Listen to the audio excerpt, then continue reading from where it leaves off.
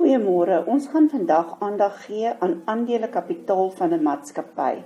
As ons kyk na die inligting wat hier gegee is, bestaan die gemagtigde aandelekapitaal uit 'n miljoen gewone aandele. Nou in 'n maatskappy is daar verskillende soorte aandele, gewone aandele, voorkeuraandele, aflosbare voorkeuraandele, kumulatiewe voorkeuraandele ensovoorts. Op graad 12 vlak hoef jy slegs gewone aandele te kan doen. Wat baie belangrik is om te besef dat hierdie gemagtigde aandelekapitaal is die maksimum aantal aandele wat die maatskappy mag verkoop. Hulle mag nooit meer as hierdie miljoen rand verkoop nie, want toe hulle geregistreer is as 'n maatskappy, het hulle geregistreer met 'n miljoen gewone aandele. Die gemagtigde aandelekapitaal word nooit in enige berekening gebruik nie. Die enigste plek waar ons dit ooit gebruik is binne in die nota.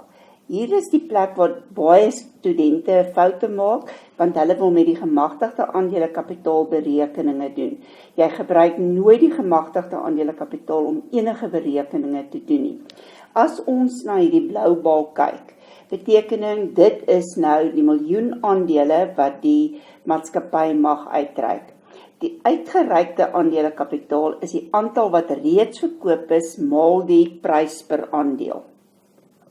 Die uitgereikte aandelekapitaal word gebruik in die berekening om te bepaal wat is die kapitaalsaldo, wat is die dividende wat uitbetaal word, die terugkoop van aandele ensovoorts.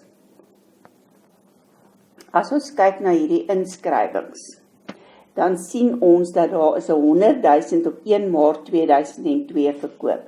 So uit hierdie maksimum aantal aandele, die gemagtigde kapitaal, het hulle 100.000 gevat en verkoop teen R2.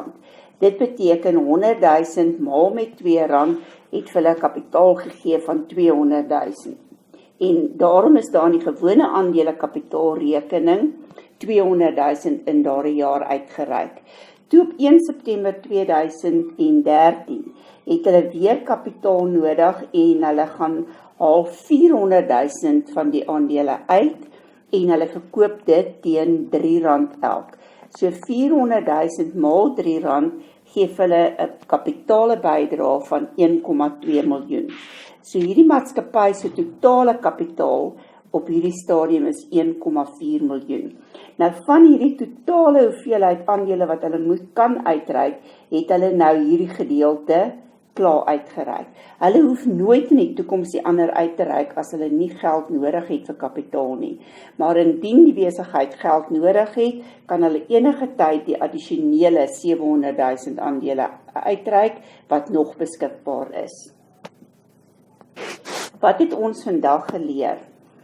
Die gemagtigde aandelekapitaal is die maksimum aantal aandele wat 'n maatskappy mag verkoop en dit word nooit in berekeninge gebruik nie.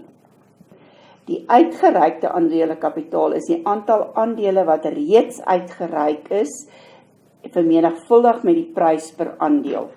Hierdie uitgereikte aandelekapitaal word gebruik om dividende op gewone aandelekapitaal te bereken. Dit word ook gebruik om te bepaal wat is die kapitaalsaldo, wat is die totale bedrag wat die aandeelhouers kapitaal bygedra het, en as daar terugkoop van aandele is, sal hierdie bedrag ook daarvoor gebruik word.